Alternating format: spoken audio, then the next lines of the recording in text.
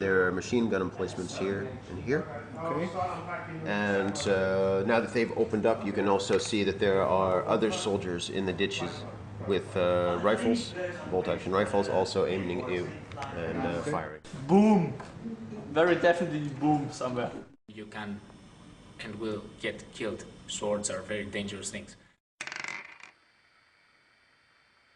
People are sitting around the table talking weird stuff, something about magic. What is it? A living story, I would prefer calling it.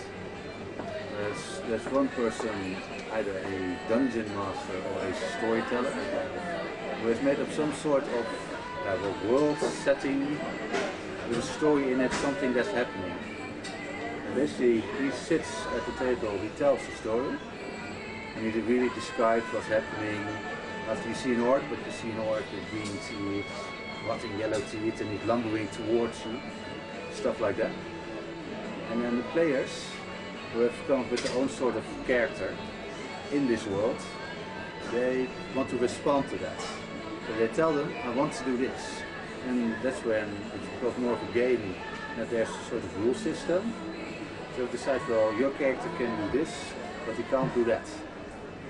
So that's the basic of it. And usually, in order to decide whether or not that succeeds, is when you roll a die and you have to get a sort of score which is, well, helped by certain abilities your character has. It's a fantasy world, and it is a form of escape. Interesting hobby to get into, and it's a lot of fun. It allows you to express yourself. It allows you to use your imagination a lot. It can be difficult to get into, that is to say that it looks a lot more complicated than it really is. Talking, drinking, having some food, enjoying the game. It's something like an outlet for me. I mean, social life with family is busy and all, and well, everyone needs a hobby. Computers is one thing, but you need to get out sometimes. We learn a lot through role-playing in the beginning of our childhood, because already when we are 4 or 5, we want to play the doctors, play the, we try to imagine ourselves in different positions. So it's I think the best way to learn how to socialize. I guess role players are very good at solving problems and being very spontaneous. And there's a problem, find a creative answer or solution to the problem. Yes, they just learned how to think around things. Definitely. Many new beginners right now, they come from the computer role-playing games, which is totally different. Their imagination is already spoiled.